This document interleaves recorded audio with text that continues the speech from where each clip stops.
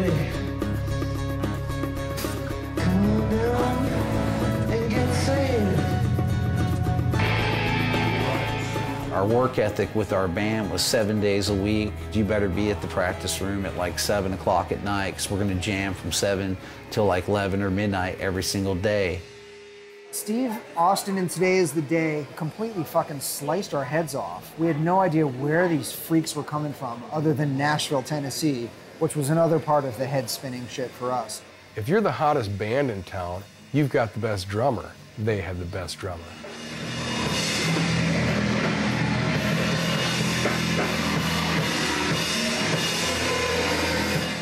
A lot of the bands that were going on were earache bands that were tuned to C, like Cathedral and Entombed, and everybody kind of had that same sound.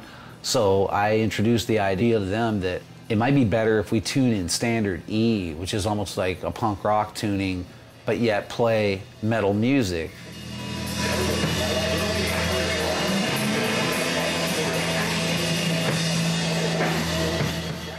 I've got this guy that plays drums that's out of fucking control. I've got this guy that plays bass that loves the Butthole Surfers, Black Flag, Scratch Acid, all these good bands. Total integrity-driven dude. This shit was enough to drive any redneck to want to kill you.